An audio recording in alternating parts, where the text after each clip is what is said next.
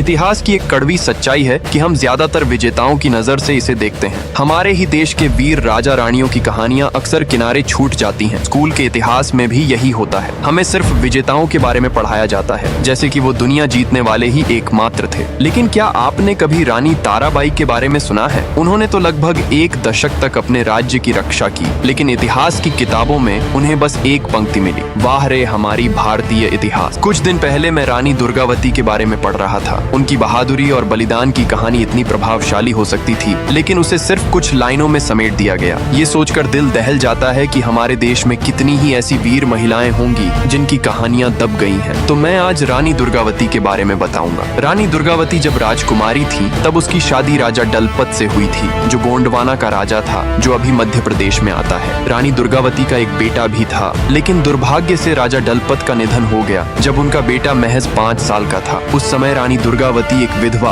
और एक छोटे बच्चे की माँ थी, लेकिन उन्होंने हिम्मत नहीं हारी। उन्होंने अपने पति के राज्य की बागडोर संभाली और उसे बेहतरीन तरीके से चलाया। उन्होंने अपने राज्य को कई छोटे छोटे राज्यों में विभाजित किया और हर राज्य की जिम्मेदारी काबिल लोगों को सौंपी। ये सभी लोग रानी दुर्गावती के अंदर में काम करते थे, और अगर कहीं कोई दिक्कत होती तो रानी दुर्गावती जब तक वह दिक्कत खत्म नहीं कर देती तब तक पानी भी नहीं पीती थी। उनका राज्य इतना अमीर था कि वहाँ कोई भी भूखा नहीं सोता था। लोग उनकी दूरदर्शिता और कुशलता की तारीफ करते नहीं थकते थे। वो एक निपुण शिकारी भी थी, लेकिन हर सफलता के साथ ही चुनौतियां भी आती हैं। असफ खान नाम का एक व्यक्ति था जो अकबर की सेना का एक कमांडर था। वह रानी दुर्गावती के रूप सौंदर्य का दीवाना था। उसकी ये चाहत जुनून का रूप ले चुकी थी। वह रानी दुर्गावती को किसी भी हाल में पाना चाहता था, इसीलिए उसने अपने राजा अकबर से रानी पर हमला करने की अनुमति मांगी और उसे मिल गई। रानी दुर्गावती ने साहस पूर्वक दुश्मनों का सामना किया। संख्या में कम होने के बावजूद रानी दुर्गावती जमकर लड़ाई लड़ी, लेकिन युद्ध के दौरान उनका बेटा घायल हो गया,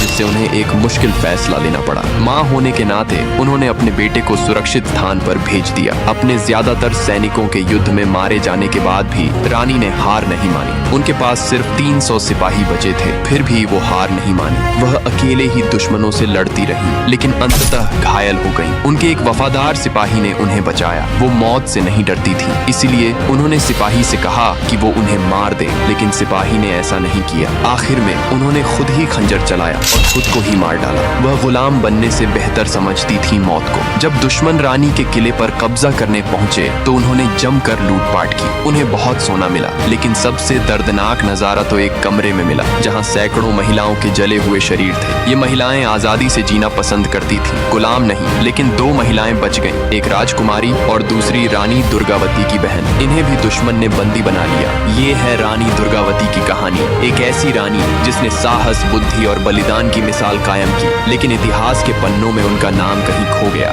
ऐसे कई रानियां और वीरांगनाएं होंगी जिनकी कहानियां आज भी गुमनाम हैं। हमें इन वीर महिलाओं को याद करना चाहिए और उनकी कहानियों को जीवित रखना चाहिए।